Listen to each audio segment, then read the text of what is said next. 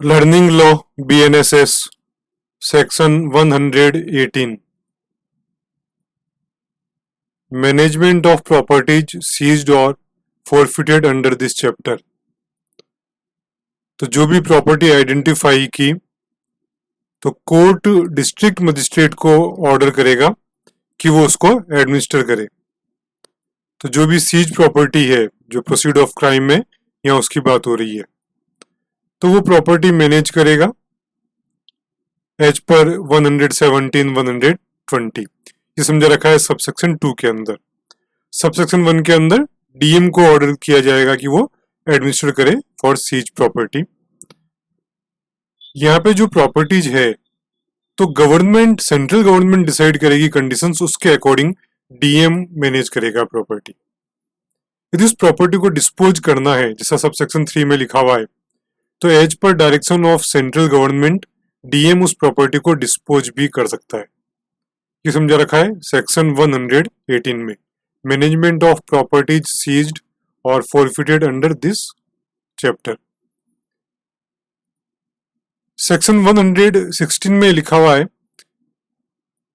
कि जो भी पुलिस ऑफिसर है जब इन्वेस्टिगेट करेगा तो ऑर्डर कर सकता है कि किसी प्रॉपर्टी को सीज किया जा रहा है, लेकिन वो कोर्ट के द्वारा उसको नोटिफाई होना जरूरी है, कोर्ट का ऑर्डर होना जरूरी है।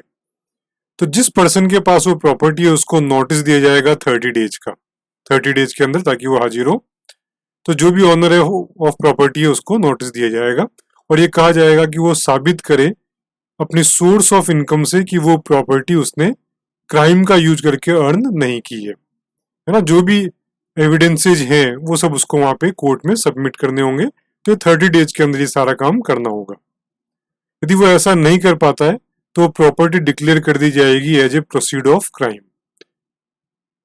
ये समझा रखा है सबसेक्शन 1 के अंदर। यदि सपोज करो उस प्रॉपर्टी का जो ऑनर है, तो जिसने क्राइम किया है, जो एक्यूज्ड है, उसने उस प्रॉपर्टी का ऑनर किसी और को बना दिया या कोई को ऑनर भी है, तो उस केस के अंदर जो प्रॉपर्टी परचेज की गई है, प्रोसीड ऑफ क्राइम जो हुआ था उसका पार्ट है, तो प्रॉपर्टी जो परचेज की गई है बिहाफ ऑफ अदर पर्सन, तो उसको भी वो नोटिस दिया जाएगा कि 30 डेज के अंदर साबित करें कि वो प्रॉपर्टी को परचेज करने के लिए आपकी इनकम क्या थी। तो समझा रखा है 119 में, notice of forfeiture of property. Section 120, forfeiture of property in certain cases. Court reasonable opportunity देगा, नोटिस दे दिया जाएगा 30 डेज का, पर्सन हाजिर होगा तो रीजनेबल अपॉर्चुनिटी देगा उस पर्सन को जिसके पास में वो प्रॉपर्टी है जिसको प्रोसीड ऑफ क्राइम माना जा रहा है, और उसके बाद में ऑर्डर करेगा। ये समझा रखा है सबसेक्शन 1 के अंदर। लेकिन यदि पर्सन आया ही नहीं, भाग गया, if person is x party, तो जो भी अवेलेबल एविडेंसेज हैं उनके अकॉर्डिंग कोर्ट ऑर्डर कर देगा कि वो प्रॉपर्टी प्रोसीड ऑफ क्राइम है या नहीं है।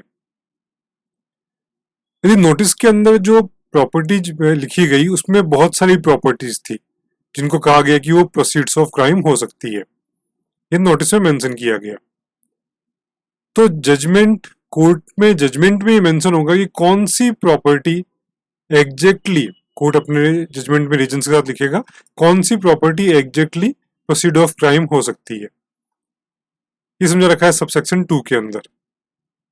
तो जो प्रॉपर्टी जजमेंट में लिखी जाएगी तो वो फॉरफिटेड हो जाएगी टू सेंट्रल गवर्नमेंट। ये समझा रखा है सबसेक्शन 3 के अंदर, मींस सेंट्रल गवर्नमेंट उस प्रॉपर्टी को जब्त कर लेगी। लेकिन कई बार जो प्रोसीड ऑफ क्राइम है वो प्रॉपर्टी नहीं होगी, शेयर्स हैं किसी कंपनी के या नंबर ऑफ कंपनीज के शेयर्स हैं, तो वो कंपनीज के शेयर्स ट्रांसफर्ड हो जाएंगे टू सेंट्रल गवर्नमेंट। ये समझा रखा है सबसेक्शन 4 के अंदर, क्योंकि ये शेयर्स माने जाएंगे प्रोसीड ऑफ क्राइम है। तो सेक्शन 120 हमने समझ लिया, forfeiture of property in certain cases.